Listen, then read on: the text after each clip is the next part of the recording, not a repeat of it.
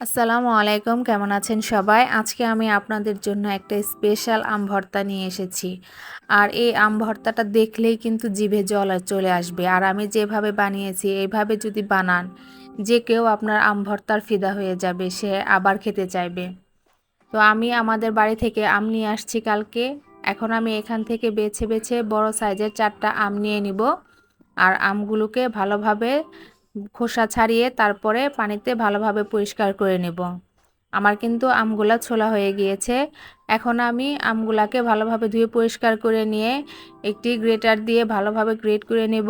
আর আমি এই গ্রেটারের যে ছোট ছোট ছিদ্র আছে ওই পাশ দিয়ে করে নেব। আপনারা চাইলে বড় সাইড দিয়েও কিন্তু করে নিতে পারেন, এটা আপনাদের ইচ্ছা মতো।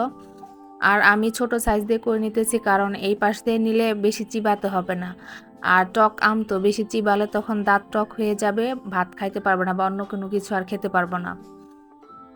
এই জন্য আমি আম ভর্তা সবসময় চিকন সাইড দিয়ে করি, যাতে দাঁতে টক না লাগে। তো আমার আমগুলো কিন্তু গ্রেট করা হয়ে গিয়েছে। এখন আমি 2টা কাঁচামরিচ নিয়ে নিয়েছি, একটা কাঁচা আর একটা পাকা, মানে লাল আর সবুজ। এই 2টা মিলিয়ে নিয়েছি যাতে দেখতে ভালো লাগে, এই জন্য। আপনারা চাইলে সবুজও নিতে পারেন, লালও নিতে পারেন, আপনাদের ইচ্ছা মতো। তো আমার মরিচগুলো কিন্তু কাটা হয়ে গিয়েছে। এখন আমি একটি প্লেটে সবগুলো মরিচ উঠিয়ে নিব আর পরিমাণ মতো লবণ দিয়ে তারপরে এটাকে হাতের সাহায্যে ভালোভাবে মেখে নিব। আপনারা আপনাদের টেস্ট অনুযায়ী লবণ দিয়ে নেবেন। আর আপনারা চাইলে কিন্তু এটা শুকনো মরিচ পুড়ে বা তেলে ভেজেও ভর্তাটা করতে পারেন, কিন্তু আমার কাছে শুকনো মরিচের চাইতে কাঁচা মরিচটাই বেশি ভালো লাগে, এজন্য আমি কাঁচা মরিচ দিয়েছি। আর আপনারা চাইলে শুকনো মরিচে দিতে পারেন। আর এখন হলো আম ভর্তার সেই স্পেশাল যেই জিনিসটা, তেঁতুল। এই তেঁতুলটা আমি আগে একটু পানির মধ্যে ভিজিয়ে রেখেছিলাম। আর এই ভিজিয়ে রাখা তেঁতুলটা দিয়ে এখন আমি আম ভর্তাটা করব। তো মরিচের সাথে আমি তেঁতুলটা আগে ভালোভাবে মেখে নিয়েছি। তারপরে আমি যে গ্রেট করে রাখা আমগুলো রেখেছিলাম, সেই আমগুলো দিয়ে এখন সব কিছু একটু হাতের সাহায্যে ভালোভাবে মেখে নেব।